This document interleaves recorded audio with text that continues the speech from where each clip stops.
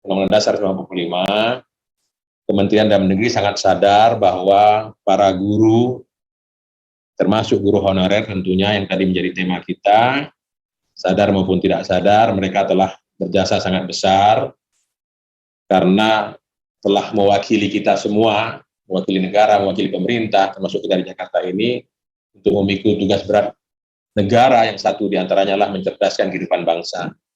Kita sangat paham bahwa hanya guru-guru yang bicarakan hari inilah antara lain sebagian yang tulang punggungnya tempat bersandar kawan-kawan di daerah, di pulau-pulau terpencil, di daerah-daerah sulit. Guru-guru honor itulah yang mewakili kita mencoba mendidik anak-anak bangsa Indonesia untuk menjadi cerdas. Itu kita sangat paham, tentunya dengan latar belakang dan segala macam halnya. Bapak Ibu yang saya hormati, pemerintah berdasarkan Undang-Undang Nomor 23 tahun 2014 telah mencoba membagi kewenangan. Coba yang slide-nya jangan dimajuin dulu. Kembali. Apa yang menjadi tugas di bidang pendidikan ini, baik itu pemerintah provinsi maupun kabupaten kota. Urusan pemerintahan yang diserahkan kepada pemerintah daerah, itulah yang disebut dengan urusan pemerintahan konkuren bidang pendidikan. Urusan pemerintahan konkuren adalah kekuasaan penyelenggaraan negara yang ada di tangan presiden. Yang dalam manajemen di negara kita berdasarkan Undang-Undang 23 tahun 2014 tentang pemerintah daerah, urusan ini dibagi kewenangannya. Maka pemerintah provinsi yang dipimpin oleh gubernur mempunyai kewenangan untuk mengurus urusan pendidikan menengah, SMA, SMK, sederajat, dan pendidikan khusus seperti SLB. Nah, kemudian untuk urusan pendidikan anak usia dini, PAUD, taman kanak-kanak, dan sejenisnya, pendidikan dasar SD dan SMP dan sederajat, dan pendidikan kesetaraan paket A, B, dan C, kewenangannya berdasarkan Undang-Undang 23 diserahkan kepada pemerintah kabupaten kota yang dinakodai oleh bupati dan wali kota. Kira-kira skenario kita sudah sangat paham, tapi ini tetap perlu kita selalu sampaikan pada kesempatan-kesempatan yang baik seperti ini. Nah, sekarang kita masuk ke tema kita tentang guru. Pengangkatan guru-guru honorer ini tentunya nanti akan dijelaskan oleh Kepala BKN atau Menpan tentang syarat-syaratnya, seperti nomor 4 itu. Syaratnya. Landasan hukumnya juga semua kita ambil cantumkan di sini, banyak sekali landasan hukumnya yang menjadi dasar daripada penanganan guru-guru yang sedang kita bahas, guru honorer dan guru P3K. Nah, guru P3K adalah manajemen pegawai pemerintahan dengan perjanjian kerja, itu tercantum dalam PP No. 49 tahun 2018. Di sini disebutkan bahwa guru tentunya pada huruf E merupakan jabatan fungsional. Merupakan jabatan fungsional. Jadi kalau kita kembali ke D pasal 2 ayat 1 PP 49 2015 tentang P3K itu, pegawai pemerintah dengan perjanjian kerja, ada yang fungsional, dan seterusnya. Maka guru adalah ditentukan pada E adalah jabatan fungsional. Terus ke slide berikutnya. Nah, peraturan bersama 5 menteri itu mengatur, ya kan, SKB bersama, gubernur bertanggung jawab melakukan penataan dan pemerataan guru. Karena kita sangat paham bahwa di daerah kadang-kadang guru menumpuk di sebuah tempat, kurang di tempat yang lain. Pada saat guru menumpuk, kekuasaan yang menggeser guru yang menumpuk tersebut kadang-kadang sedikit abai, sementara daerah yang kosong gurunya, nah ini menjadi masalah, akhirnya kepala sekolah mengangkat guru honor dengan gaji yang tadi telah disampaikan oleh Bapak Ketua, sangat memprihatinkan, sehingga berpotensi seperti yang disampaikan oleh Ombudsman misalnya. Nomor 2, gubernur mengkoordinasikan, memfasilitasi pemindahan guru. Itu maksudnya antar kabupaten kota, gubernur punya kewenangan untuk memindahkan di mana guru yang lebih ke guru yang kurang. Nah, kalau kita lihat lagi pada pasal 6 SKB 3 Menteri, huruf C, kanan, pemerintah daerah, provinsi, dan kabupaten kota perlu melakukan pemetaan guru. Jadi selain kita berupaya mengangkat guru honor segala macam, tapi pemerataan ini menjadi hal yang sangat penting, karena ketimpangan atau disparitas ketersediaan guru pada lokasi-lokasi tertentu diakibatkan karena jumlah guru menumpuk di daerah tertentu, terutama di perkotaan. Daerah-daerah terpencil selalu menjadi daerah yang kurang guru. Karena itu beberapa daerah membuat kebijakan bahwa apabila ada penerimaan guru, maka wajib bekerja di daerah tersebut sampai 10 tahun. Tapi karena alasan tertentu, suasana pindah guru sampai sekarang ini menjadi persoalan yang sangat penting yang harus kita selesaikan dengan manajemen kepegawaian. Yang I-nya itu, kebijakan penataan guru daerah dapat dilakukan dengan alih tugas ataupun alih fungsi.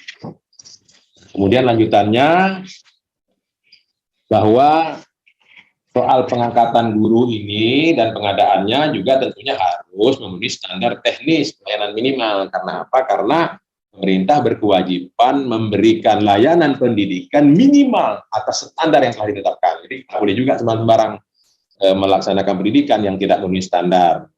Itu kualifikasinya sudah ada. Huruf A misalnya paling rendah berpendidikan S1 dan D4 untuk guru PAUD, pendidikan dasar, dan seterusnya. Saya pikir ini kita semua sudah sangat paham dan sepakat. Nah, soal pemenuhan guru, jelas. Undang-Undang 14 2005 tentang guru dan dosen, pemerintah pusat, pemerintah provinsi, pemerintah kabupaten kota, sampai penyelenggara pendidikan atau satuan pendidikan wajib kan, untuk memenuhi kebutuhan guru. Seperti itu. Ini memang tugas kita bersama, seperti yang Bapak sampaikan tadi. Nah, kalau memang nanti kita tak jalankan, betul juga kata Pak Ketua tadi, ada potensi yang seperti Ombudsman bilang itu, tapi mudah-mudahan tidak sampai ke sana. Nah, guru-guru yang diangkat sesungguhnya dapat dipindahkan. Tapi manajemen pemindahan guru ini luar biasa, memang kesulitan di lapangan. Saya sangat memahami kawan-kawan di daerah, karena guru-guru yang di kota susah sekali dipindahkan ke daerah-daerah yang misalnya terpencil. Nah, sementara data yang tadi Bapak harapkan dapat, ini yang kita himpun bersama dengan Kementerian Pendidikan dan lembaga terkait lainnya, walaupun ini data sangat dinamis. Karena setiap hari mungkin ada guru honor yang bertambah, ada guru yang pensiun, dan lain sebagainya. Karena itu nanti mohon instansi yang berwenang dapat mengupdate terus data ini. Ada 3,3 juta, PNS-nya 1,6 juta. Dapat kita bayangkan, berarti tugas berat mencerdaskan kehidupan bangsa berada di pundak yang lebih banyak, bukan PNS.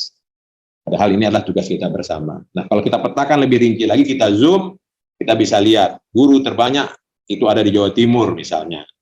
Nomor 2 ada di Jawa Tengah misalnya. Nomor 3 ada di Jawa Barat. Nah, pastilah ini memang 3 daerah yang paling besar.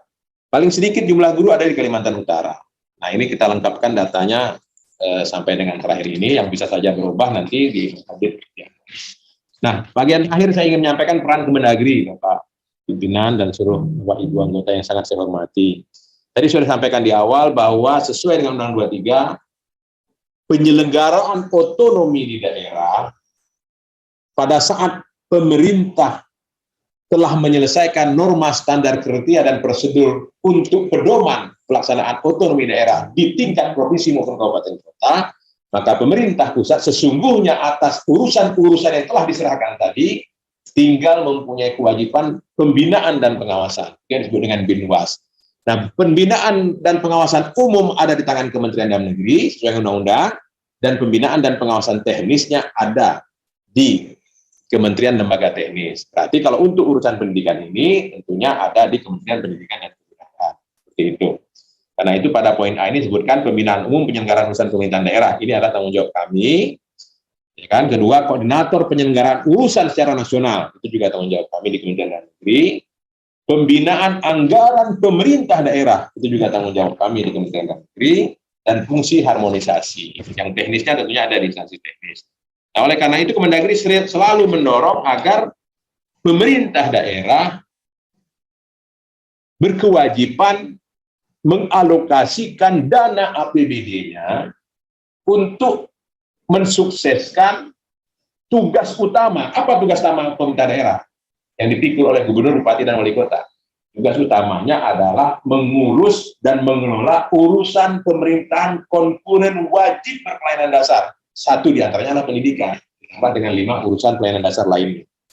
Pendidikan. Jadi seluruh kekuatan APBD sesungguhnya menurut undang-undang clear harus diarahkan kepada urusan-urusan yang menjadi prioritas. Yang pertama, pendidikan. Nah, tentunya melengkapi hal-hal yang mungkin masih kurang atas APBN yang dialokasikan. Karena kewajiban 20% anggaran itu wajib di semua tingkatan anggaran. APBN 20%, APBD provinsi 20%, APBD kabupaten kota 20%. Nah, seperti itu kira-kira. Oleh karena itu untuk APBN tentunya nanti Pak Dirjen Pak Ihsan akan menjelaskan bahwa untuk gaji segala macam di 2021 penyediaan dana melalui dana transfer umum untuk gaji guru P3K. Nanti Pak Ihsan dapat Pak Dirjen tentunya dengan segala hormat akan nambah penjelasan ini. Ini barangkali Bapak Ibu sebagai tugas umum Kementerian Dalam Negeri, prinsipnya Pak Menteri Dalam Negeri berpesan bahwa seperti di awal tadi, kita sangat sadar bahwa guru telah mengabdikan dirinya untuk menjalankan tugas negara, tugas kita bersama, yaitu mencerdaskan bangsa. Bagian penting dari struktur untuk mencerdaskan bangsa. Nah itu kami Kemendagri insya Allah akan terus membackup kawan-kawan Kementerian Teknis untuk agar daerah-daerah mempunyai prinsip yang sama atas guru ini. Terima kasih. Hadanallahu wa iyyakum ajma'in. Wassalamualaikum warahmatullahi wabarakatuh.